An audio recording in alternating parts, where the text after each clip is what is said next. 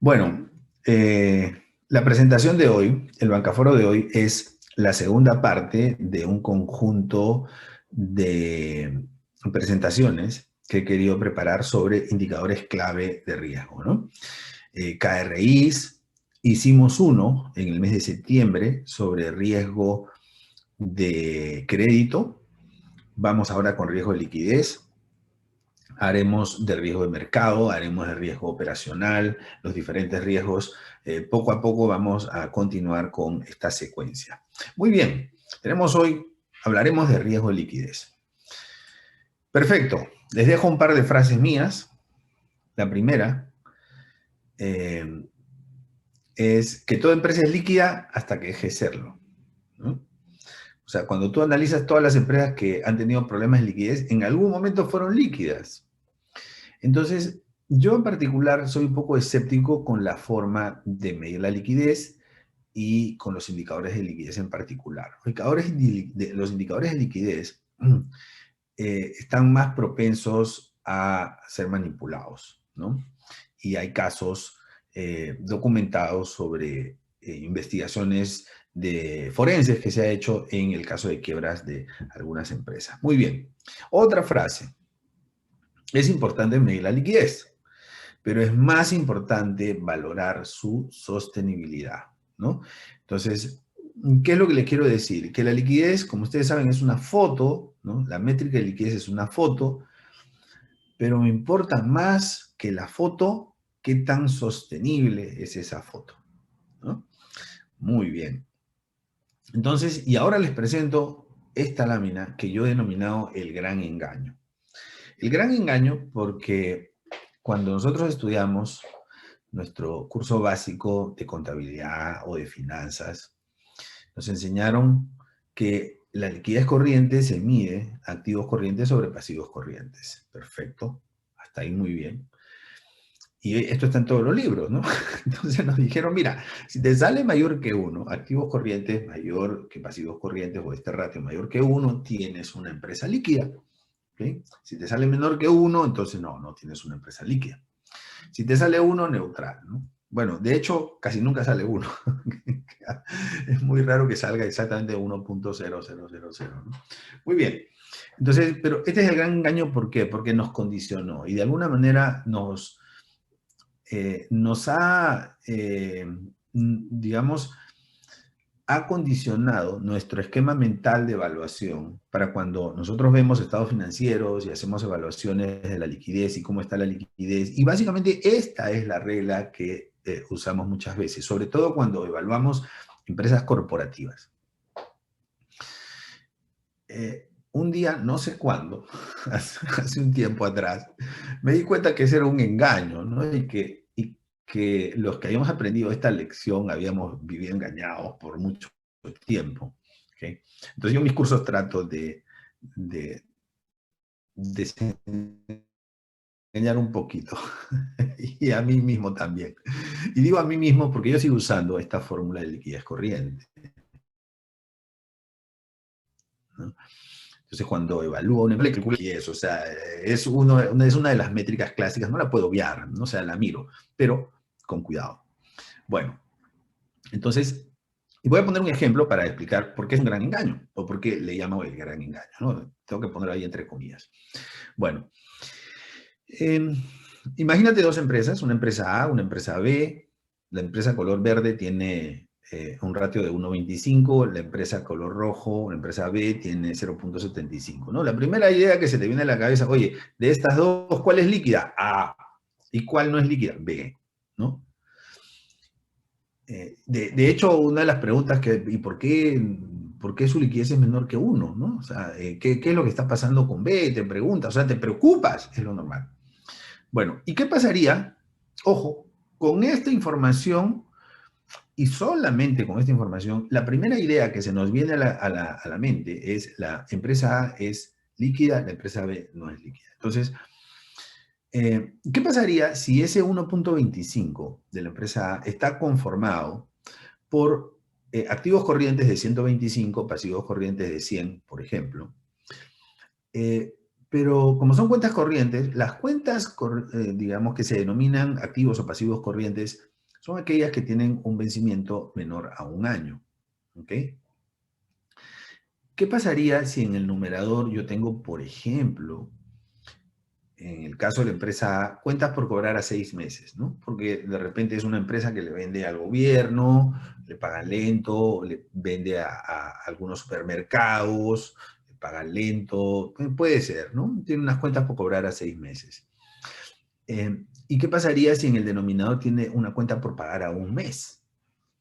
Dentro de un mes esa empresa va a tener un problema serio, ¿no? O sea, va a tener un problema serio con un ratio de liquidez mayor que 1. Entonces ese ratio de liquidez resulta engañoso. ¿Por qué? Porque si esta empresa tiene que pagar tiene que pagar sus cuentas dentro de un mes y recién va a recibir los fondos dentro de 6 meses, entonces pues esta empresa va a tener 5 meses de sufrimiento que va a tener cómo cubre esa brecha. Y la empresa B, el 0.75 que nos estaba preocupando, imagínate que tenemos en el numerador una cuenta por cobrar a un mes y en el denominador una cuenta por pagar de 100 a 6 meses. Esa empresa va a estar tranquila porque dentro de un mes cobra los 75, ¿no? Pero los 100 los va a tener que pagar recién dentro de 6 meses. Es una empresa que no tiene presiones, ¿no? Entonces, este ratio de liquidez, al no considerar plazo de un mes, plazo de 6 meses y al considerar un plazo amplio de 12 meses, nos termina engañando y nos termina haciendo pensar que la empresa es la empresa líquida cuando de repente podría ser al revés. ¿Ok? Entonces, la moraleja de esto es, si yo voy a ver liquidez, ¿no? Ese anexo de calce de plazos que se usa para la banca y que se presenta a todos los reguladores periódicamente, ese anexo de calce de plazos debería ser usado también en el mundo corporativo. ¿No? En realidad sí, o sea, debería ser una herramienta de gestión financiera, una herramienta de análisis, pero no estamos acostumbrados al ratio de liquidez corriente, que tiene sus bemoles, como lo estamos viendo. Bueno, entonces, conclusión de este pequeño ejemplo, que esto es la introducción nada más a la temática de hoy. Si estamos viendo ratios de liquidez sin tomar en cuenta los plazos cortos, no estamos viendo lo más importante. ¿Ok? Porque lo más importante es cuando en el corto plazo la empresa puede tener problemas para hacer sus pagos de manera suficiente. Bueno, yo les he dividido en pues, los ratios de liquidez clave, ¿no? Los Key Risk Indicators, y ahora sí estamos entrando en temática, después de esa introducción controversial, ¿no? Y en donde hemos tratado de romper, o al menos quebrar, ¿no? Algunos paradigmas, un gran paradigma. Entonces, nos vamos a hablar de los indicadores clave. Yo los he dividido en 6 grupos. ¿Okay? Primero, indicadores de calce. Segundo, indicadores a la vista. Tercero, indicadores de estabilidad, indicadores regulatorios, indicadores de estrés y las señales de alerta. ¿Okay? Bien, que algunos le llaman señales de alerta temprana, ¿vale? Bien, pero yo le llamo así señales de alerta porque tiene que ser temprana, ¿no? Porque si no es temprana ya no, ya no sirve, ya no ayuda mucho. Bueno, entonces, señores, tenemos por acá los 6 grupos. He puesto en el primero los indicadores de calce. ¿Por qué? Porque yo creo que son los más importantes, ¿no? Comencé a esto en el año 1997, me involucré con y desde entonces, mira, ya son casi 25 años, pues después de toda esa experiencia me quedo con los indicadores de calce, con una característica que ahora se las voy a mostrar. No cualquier indicador de calce, ahora les voy a decir cuál es la característica que a mí en lo personal me gusta, ¿no? Entonces, número 1, indicadores de calce. Puede ser calce a 7 días, a 15 días, o sea, tu primer tramo, por lo general, la mayor parte de reguladores lo consideran en 30 días.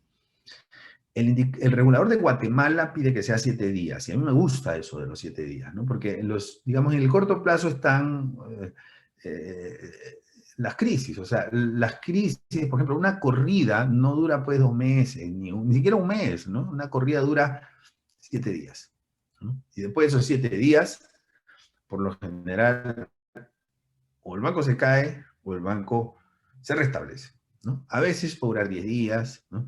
Pero las corridas son como un latigazo, son muy rápidas en tiempo. Entonces, evaluar 30 días puede también resultar engañoso. A mí me gusta 7 días.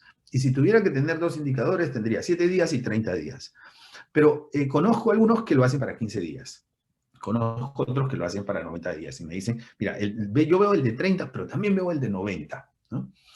Entonces, pero, ¿dónde está lo que a mí me gusta como característica de los indicadores de calce? Aquí está, en el promedio. Aquí, señores, aquí. O sea, el indicador de calce no debería ser una foto, como normalmente se muestra, ¿no? Se muestra el indicador de calce, pues, al 31 de octubre del 2021. Del 2021. El 31 de octubre es el indicador de calce y se presenta eso al comité. ¿Ok? Entonces, el comité, si hay alguien aquí de un comité, le doy un consejo. Pidan el promedio del mes, no el del último día, el promedio del mes. Porque el último día puede tener un sesgo. No digo que lo están cocinando, digo que puede tener un sesgo, que puede resultar muy bueno o muy malo, pero que no es representativo, porque es una foto, es de un día.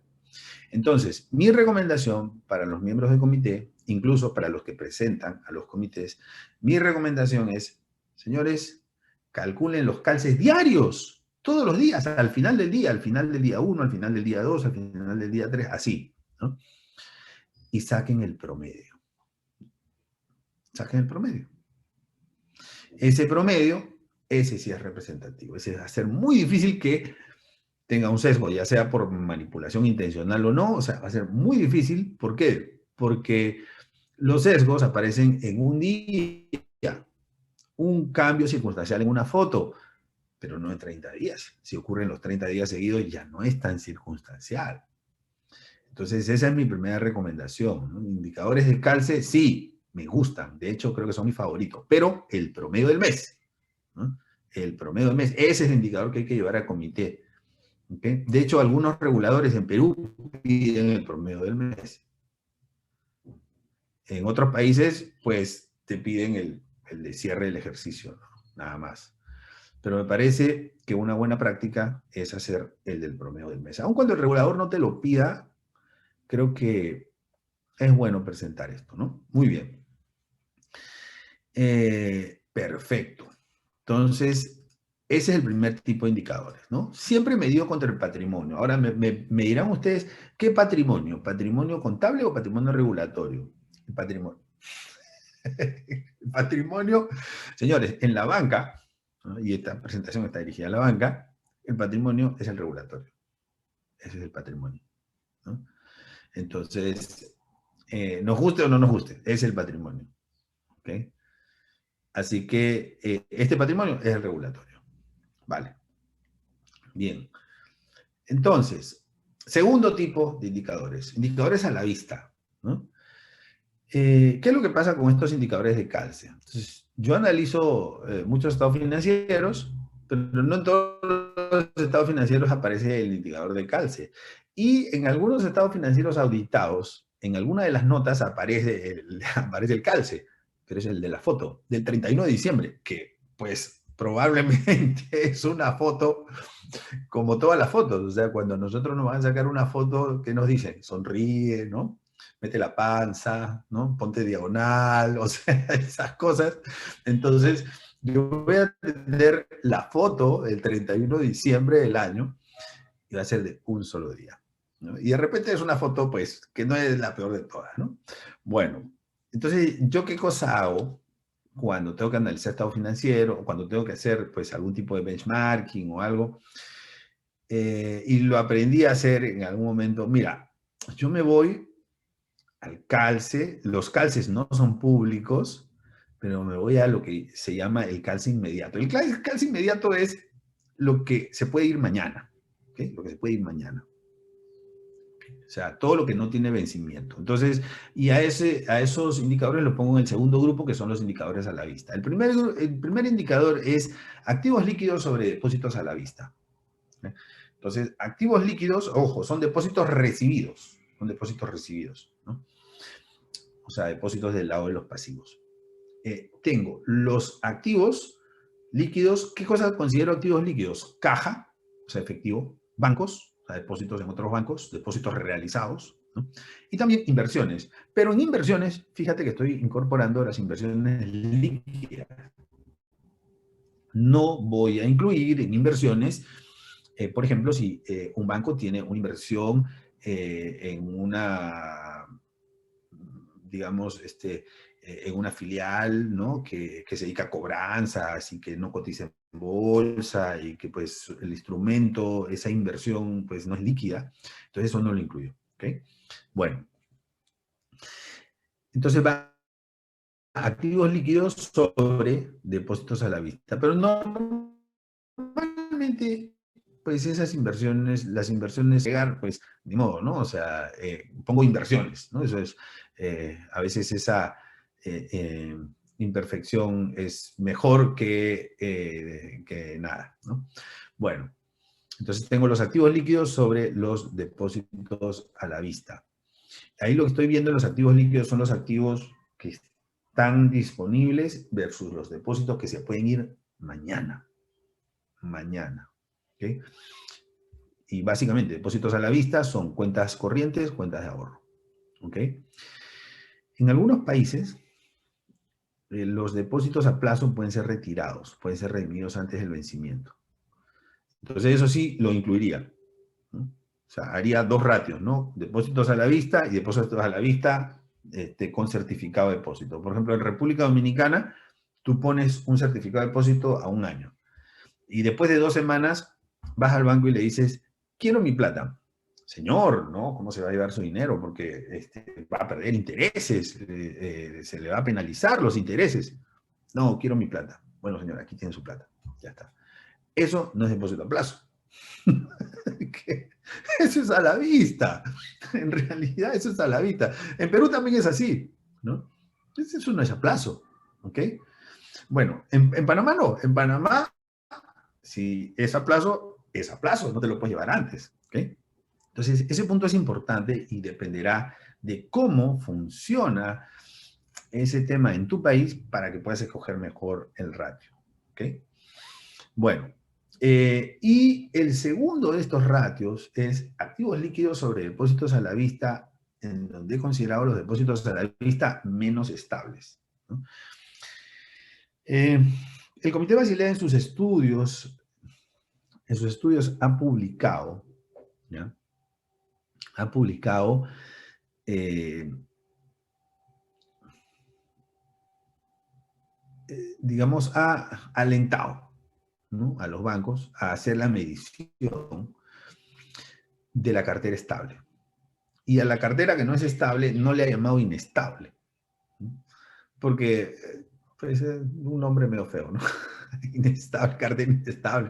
Entonces le ha llamado cartera menos estable, ¿no? Entonces vamos a seguir la misma nomenclatura que ha venido usando, la misma terminología que ha venido usando el Comité Basilea, y por eso vamos a considerar los depósitos a la vista menos estables. Ahora, claro, aquí viene el gran problema, ¿no? ¿Y cómo sé cuáles son los depósitos menos estables? Bueno, en el tercer punto vamos a ver los indicadores estables, pero esa es una metodología que por razones de tiempo obviamente no lo hemos incluido aquí, pero vamos a comentar, ¿no?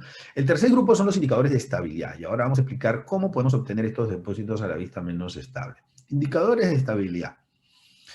Bueno, entonces tengo los depósitos a la vista estables versus los depósitos a la vista totales, ¿no? O sea, ¿qué porcentaje de los depósitos que me ponen los clientes, de los depósitos que hemos recibido, son considerados estables? Es un indicador de estabilidad. Bueno, ¿y cómo sé, ¿no?, ¿Cómo sé? Este indicador está entre 0 y 1, nunca va a ser 1, pero lo importante es monitorearlo contra sí mismo, ¿no? Bueno, entonces, ¿cómo sé cuáles son estables? Si yo logro hacer una estimación del componente estable, como tengo la cartera total, por diferencia saco la cartera menos estable. ¿Ya? Entonces, ¿cómo logro obtener la cartera menos estable, la cartera estable? Logro obtener la cartera estable de la siguiente manera. Fíjense, lo que hago es a cada una de las cuentas, ¿eh? Le saco una data de 3 años, ¿ok? Tengo una data de 3 años y a esa data de 3 años le calculo el coeficiente de variabilidad de cada cuenta, una por una. Una por una. ¿Ok? Luego saco el promedio del coeficiente de variabilidad.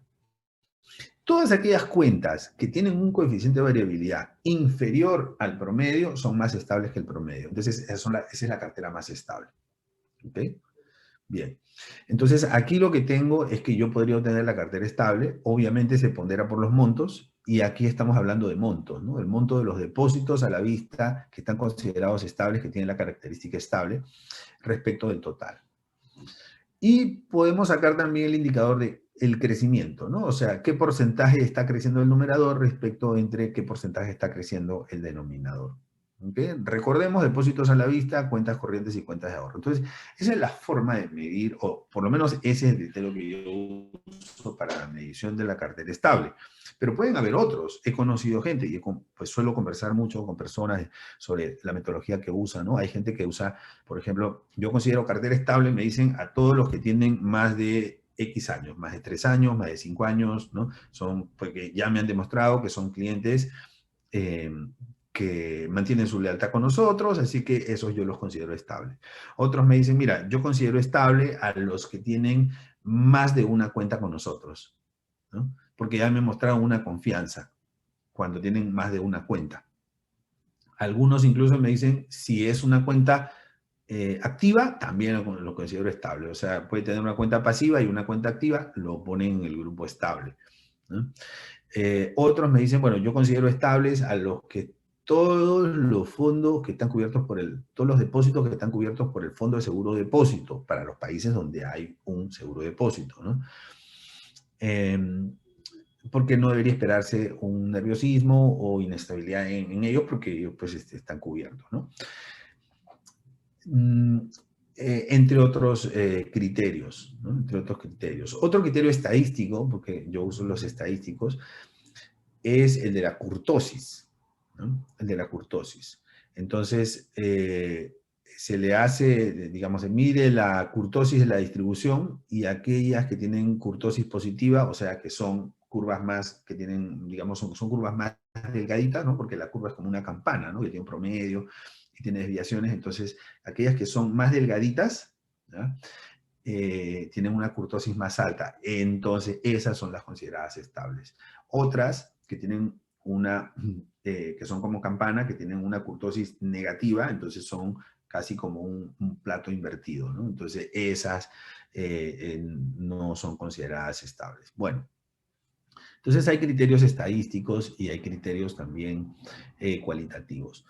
Todo es válido para fines de análisis, todo está permitido. Si me preguntan una opinión, yo creo que el coeficiente de variabilidad es, pues, la más adecuada, ¿no? Sobre todo porque muchas veces el regulador pide los sustentos, ¿no? Entonces, y ahí no hay vuelta a quedar, o sea, ahí está la data, ¿no? Son datos objetivos, son datos incuestionables y es el resultado de un análisis estadístico.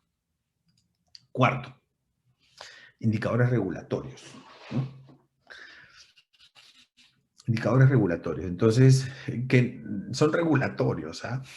O sea, no son indicadores de gestión, pero son importantísimos, ¿no? Porque imagínate, nadie quiere cumplir nadie quiere cumplir con la regulación, ¿no?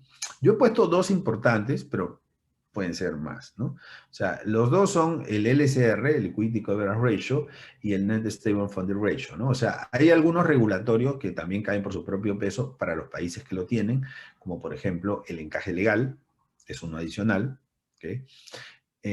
o el indicador de liquidez mínima, ¿no? Esos son como, pues, dos indicadores regulatorios adicionales que pueden ser incorporados también aquí, ¿ok? Pero quise poner estos que son los más recientes, cuando a finales del año 2016 el Comité Basilea terminó sus reformas para lo que denominó Basilea III, se fue muy enfático en que estos ratios debían ser los ratios representativos en las regulaciones para fines de métricas de liquidez. Así que por eso los he puesto, ¿no? En algún bancaforo, alguna vez, hace bastante tiempo, hicimos una ponencia sobre el LCR, ¿no?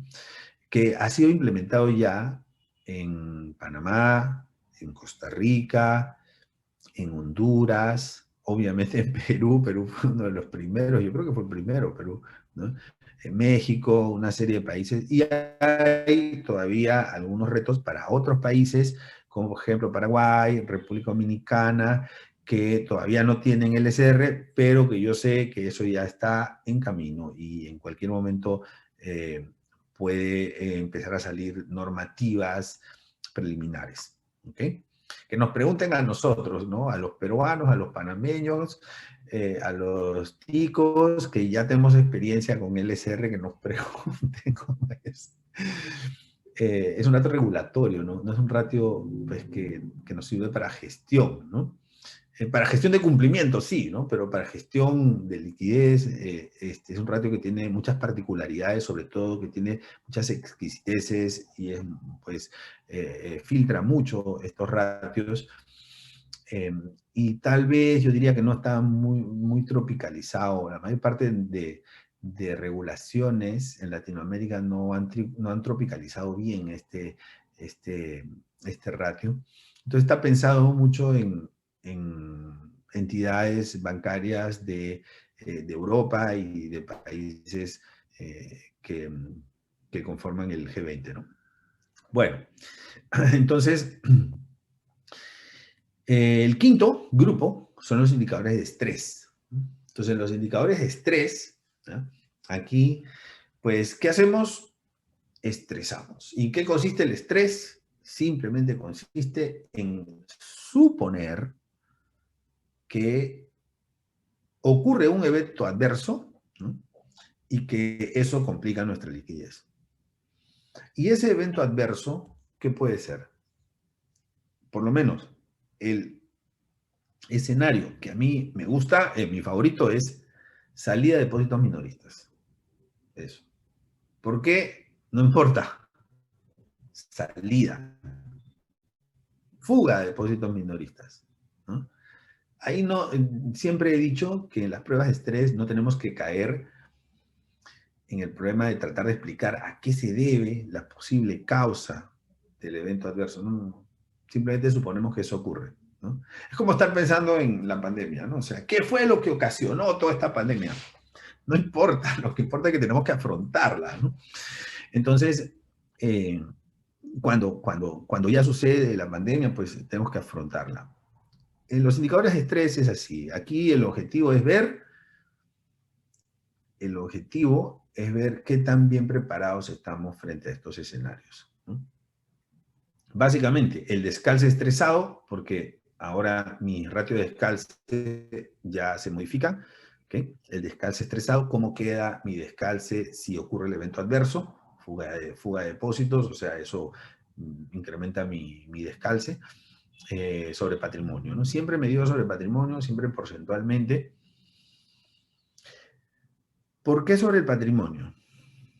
Porque un problema de liquidez no se resuelve con aporte de capital, sino con financiamiento. Y los financiamientos normalmente que dan entidades bancarias a otras entidades bancarias están en función del patrimonio de la entidad receptora. Entonces, por eso siempre hay que medirlo respecto al patrimonio. Esa es mi idea, ¿no?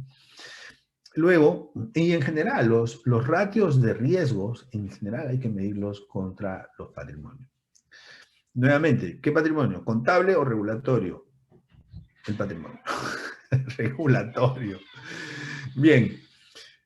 Luego tenemos el LSR, que también digamos, para mí el LSR ya es un ratio que nace estresado, ¿no? Pero las regulaciones te piden, todas las que conozco, te piden que el LSR hay que estresarlo, hay que hacer pruebas de estrés al LSR. Bueno, encima, eso es como decir yo he sobremojado. Bueno, pero sí, esto se puede hacer y básicamente consiste en hacer una estimación de la cartera estable y cambiar los supuestos para la estimación de esa cartera estable, ¿no? Y encontrar pues una cartera estable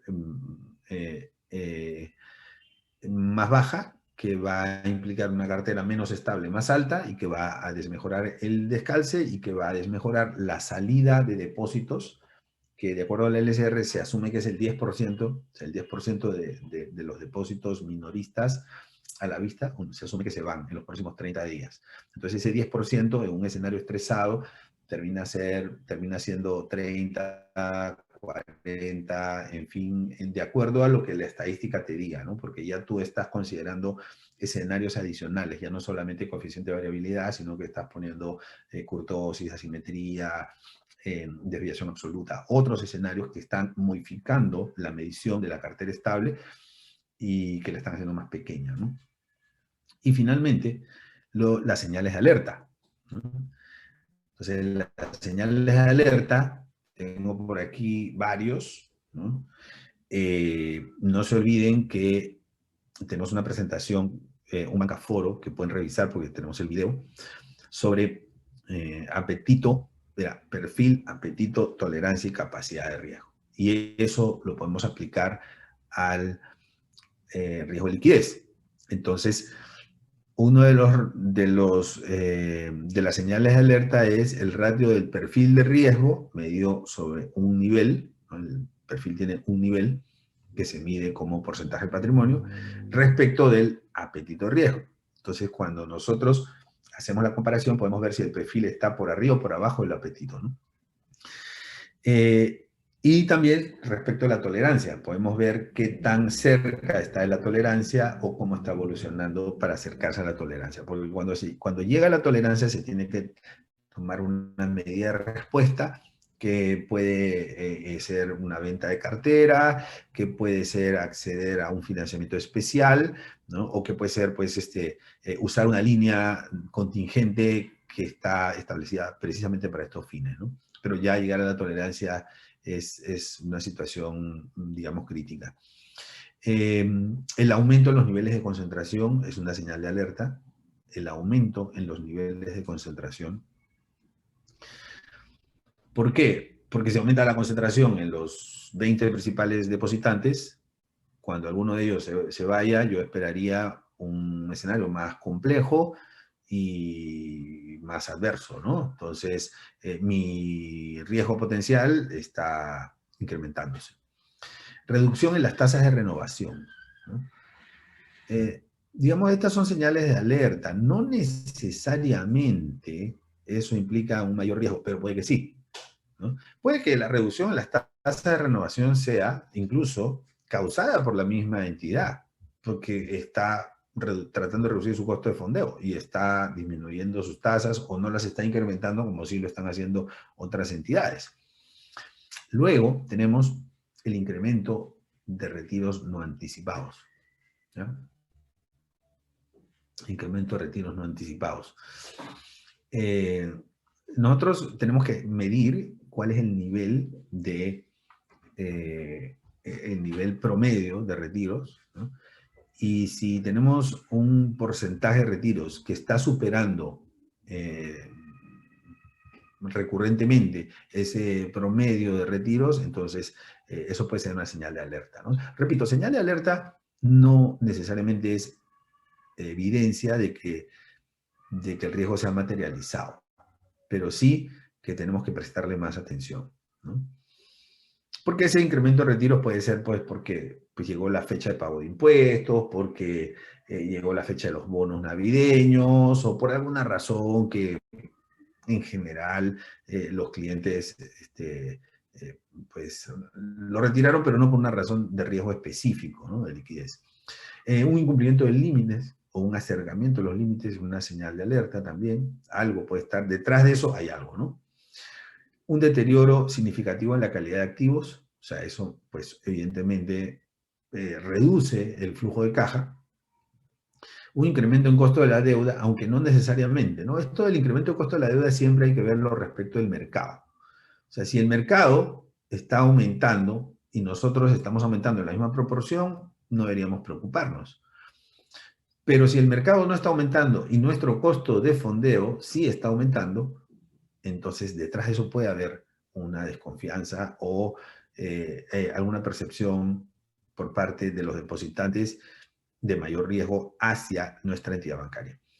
Luego, tenemos la reducción de las líneas de crédito o de apetito de riesgo en los acreedores, ¿no? O sea, eso en algunos casos puede ser por un de-risking, ¿no? Que dice, bueno, ya no quiero riesgo en Latinoamérica. O puede ser por algo específico de la entidad bancaria, ¿no? Entonces, las señales de alerta nos tienen que poner alerta, ¿no? Para eso se llama, nos tienen que poner alertas, nos tienen que preocupar, nos tienen que enfocar, pero no necesariamente significa certeza de peligro, ¿eh? Bueno, aumento del descuento en la venta de activos. Claro, si los bonos que ha emitido nuestro banco eh, están cotizándose a tasas cada vez menores, ¿no? Se está bajando de precio, baja el precio, baja el precio, baja el precio, baja el precio. Entonces yo digo, oye, puede que la percepción de riesgo del mercado se esté modificando. Puede que sí, puede que sea otra cosa, ¿eh?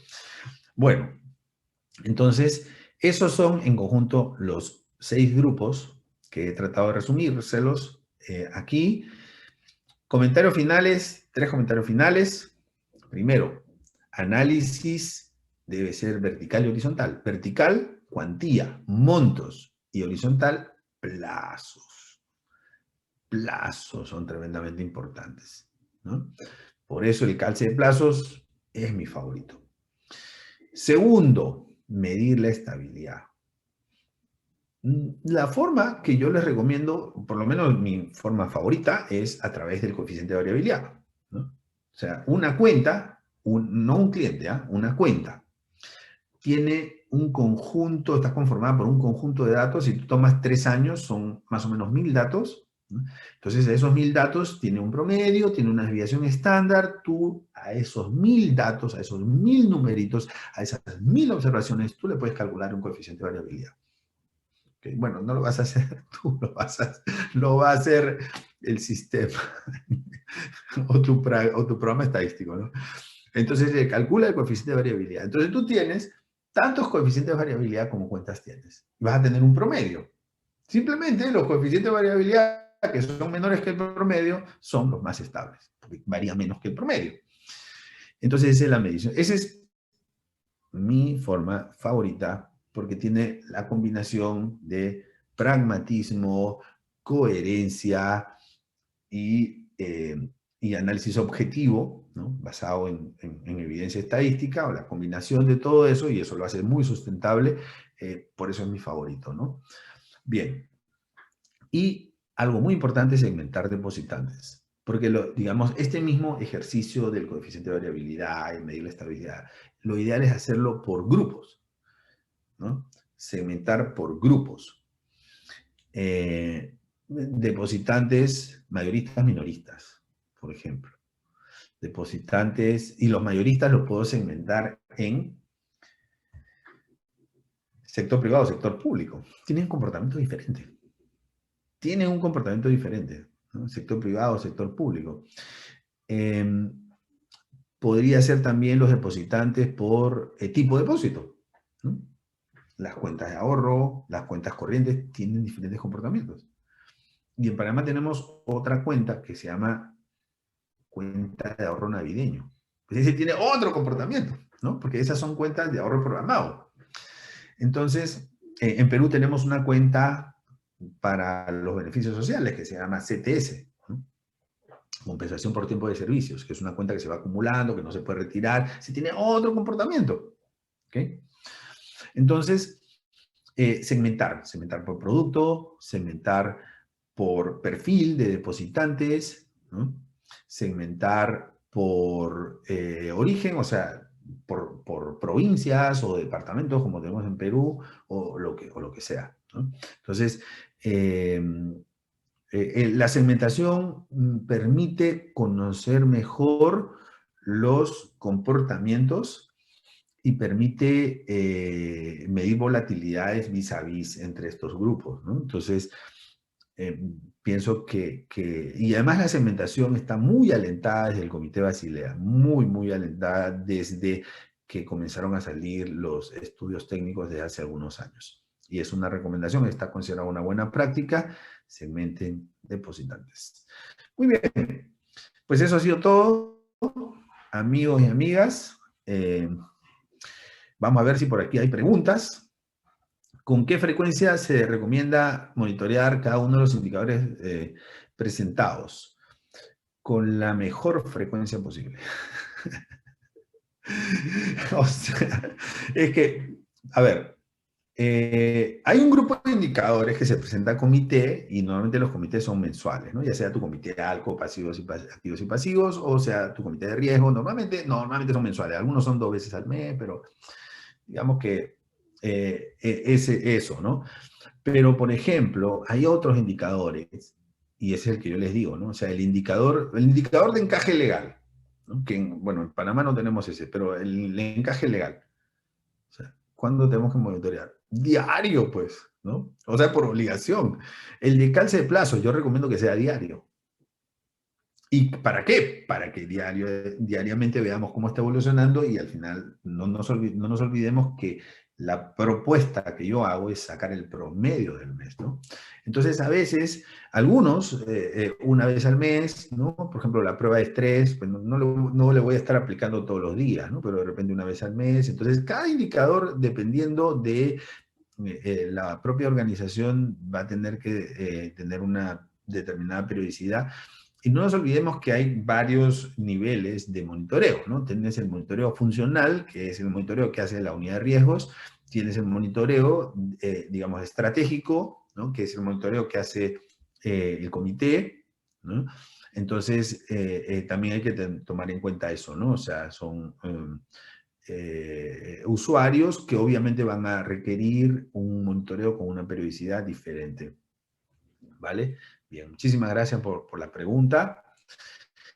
Tenemos también otra pregunta. ¿En las empresas corporativas el patrimonio sería contable indistintamente que sea una empresa regulada? Bueno, si es una empresa regulada, el regulatorio, porque tiene un patrimonio. Y si no me ponen un patrimonio mínimo, pues el patrimonio que te diga la ley. Y si no te dicen nada de un patrimonio mínimo en la ley, ni en el Código Civil, ni en la Ley General de Sociedades, ni en nada de eso, pues es cero, ¿no? Pero el patrimonio regulatorio. Ahora, claro, cuando el patrimonio regulatorio es, digamos, o sea, si el patrimonio contable es mayor que el patrimonio regulatorio, para ese tipo de casos, ¿no? Entonces, pues el patrimonio contable pues, parecería ser más conveniente, ¿no? ¿Ok? Bien, perfecto. Luego tenemos las inversiones realizadas con un puesto de bolsa como intermediario. ¿Clasifican como inversiones líquidas? Inversiones realizadas con puesto de bolsa como intermediario clasifican como inversiones líquidas. Bueno, esas inversiones, no sé si están usando el puesto de bolsa como intermediario, no me queda muy claro si están usando el puesto de bolsa como intermediario o están usando el puesto de bolsa como un, digamos, deudor, digamos, ¿no? O sea, si somos acreedores ante un puesto de bolsa, o sea, no me queda muy claro. Pero si están usando el puesto de bolsa como intermediario, va a depender de qué tipo de inversión y yo creería que sí, ¿no? Pero hay inversiones que cotizan en la bolsa local, no en la bolsa de Nueva York, sino en la bolsa local, que no son líquidas. Entonces, si estamos comprando esas inversiones, no las pondría. Pero si estamos comprando a través del puesto de bolsa, por ejemplo, bonos soberanos, ¿no? O certificados de Banco Central, que normalmente son cosas muy líquidas, o un corporativo, pues, eh, atractivo, se puede considerar como líquido, ¿no? O sea, va a haber mucho, o sea, en cuántas veces en el día se vende, o cuántas veces en el año, cuántos días en el año se vende ese instrumento en la bolsa local, ¿no? Si se vende o se negocia 5 veces al año, eso no es líquido, ¿no? Pero si se negocia, pues, 9 cada 10 días, se puede considerar líquido. Bien. Perfecto. Luego, cuando se dispare una de las alertas, ¿se debe siempre tomar alguna acción? Bueno, cuando se dispara una de las alertas, es como cuando suena la alarma de tu vehículo, ¿no? ¿Qué pasa cuando suena la alarma de tu vehículo? Tú sales, tomas una acción, hay una medida de respuesta, tú sales a ver el vehículo, ¿no? Con cuidado, o sea, pero no significa que se lo están robando. De repente, Dios mío, se lo están robando, pero de repente no, de repente es un gatito, de repente es un bus, ¿no? Que pasó al lado del vehículo y pues el sensor sintió al bus que pasó con fuerza y de repente fue eso, ¿no? No podemos asegurar que se lo están robando ni tampoco que no se lo están robando, porque su nombre dice señales de alerta. Tenemos que aumentar el nivel de alerta, ¿no? Entonces, si suena eso, ¿yo qué hago en ese momento? Agarro mi celular, porque si se lo están robando, yo tengo que hacer una llamada, que venga la policía o algo, ¿no? O sea, tengo que tomar una medida de respuesta, tengo que ponerme alerta, ¿no? O sea, estar más preparado ante la posibilidad que puede estar ocurriendo algo que no queremos. ¿Qué más? ¿Con qué tiempo se deben hacer las pruebas de tensión? Esa es una buena pregunta. Primero que nada está lo que diga el regulador, ¿no? O sea, ese es lo primero. O sea, si el regulador me dice un mes, yo no lo puedo hacer cada 3 meses, ¿no? Creo que eso. Segundo, eh, la otra cosa que hay que considerar es qué tan sistematizada está la prueba de tensión, porque si la prueba de tensión implica agarrar a todo mi equipo de trabajo, ¿no? De la unidad de riesgos, 4 personas que están viendo riesgo financiero, muchachos, dejen de hacer todo, vamos a hacer esto, ¿no? Viene la prueba de tensión y tiene que hacer unos cálculos manuales que se quedan hasta la 1 de la mañana trabajando durante toda una semana, ¿no? Y entonces, si es una prueba que no está sistematizada, pues no le daría mucha frecuencia al ejercicio, ¿no? Por razones obvias, ¿no? Entonces hay que ver también elementos prácticos. Primero, la regulación. Segundo, qué tan sistematizado está. Si está todo sistematizado, que el sueño de todo el mundo, ¿no? Que apretamos un botón así, ¡ping! Apretamos el botón y ¡vum! Se corre la prueba de estrés y me da los numeritos. Sí, ese es el sueño de todos, ¿no? Si tienen eso, los felicito, ¿ah?